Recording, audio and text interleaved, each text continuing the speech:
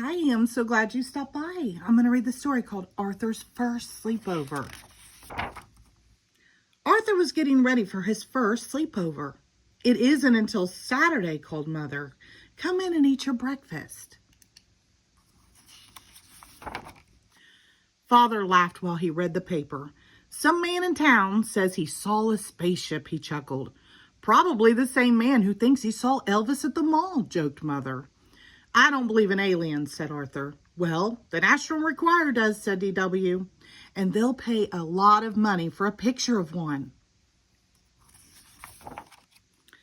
On the way to school, the girls were talking about the spaceship.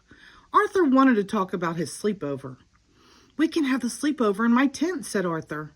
You wouldn't catch me out in a tent with these spaceships landing, said Muffy. Bad news, said Buster. My mom thinks I'm too young for a sleepover. I can't come. But you have to, said Arthur. It's my first sleepover and you're my best friend. Why do they call them sleepovers, said Francine. No one ever sleeps. That afternoon, Arthur told his mother about Buster's problem. Well, I'll see what I can do, said Mother. Arthur crossed his fingers while she dialed. Buster's mom did all the talking. Yes, no, of course not, said Mother. Absolutely. Good talking with you, too. Bye. Mother smiled and nodded her head yes. Hooray, cried Arthur. Does Buster's mom know about the spaceship, asked DW. I saw flashing lights from one today. I think that was the pizza shop sign, said Mother. Saturday morning, Arthur was outside making the tent cozy for his sleepover. His family helped too. I was just thinking, said DW. How do we know you're our real parents and not aliens in their bodies?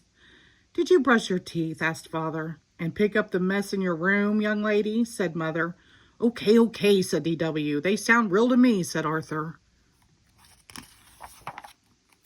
Arthur was looking for his flashlight when Buster and the Brain arrived. It was here a minute ago, said Arthur. I wonder if you'll see any aliens, said DW. If we do, said the Brain, how will we communicate with them? Forget about communicating, said DW. Take pictures for the National Enquirer. Use my camera. We can split the money.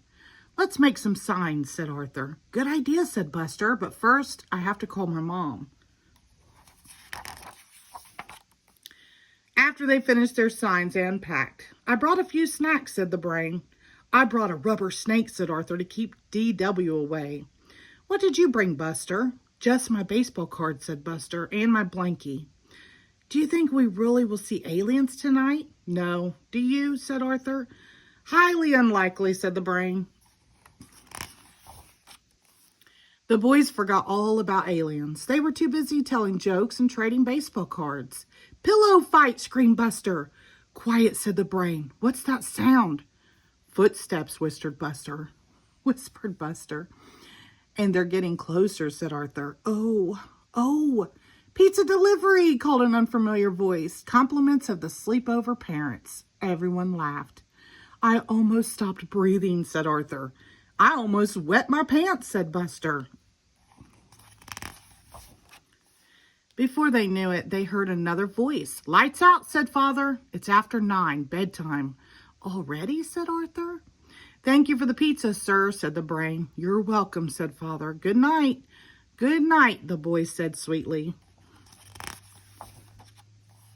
As soon as they heard Father go back into the house, they shot out of their sleeping bags like cannonballs. I heard bedtime, said the Brain, but I didn't hear sleep time.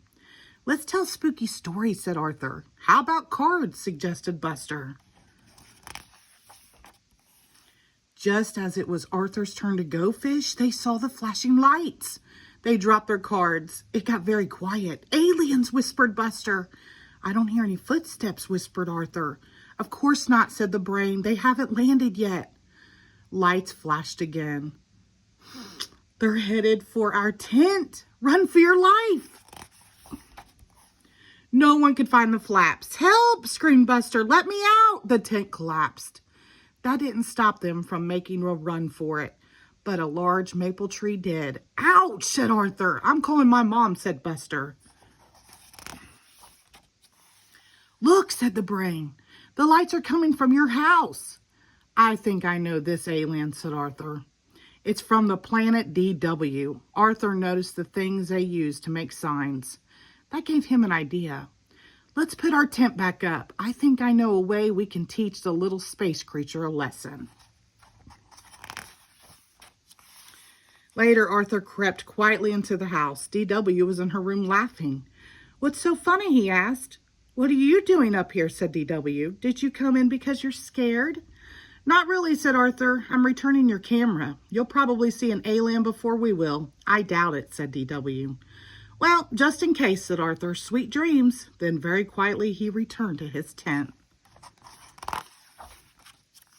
A minute later, DW heard a tap at her window. Aliens, she screamed. She screamed so loud it woke up everyone in the neighborhood. Everyone except Buster, the Brain, and Arthur. When Mother and Father went out to check, the boys were sleeping like little angels. Of course, after Mother and Father went back into the house, it was another story. The end. Thank you.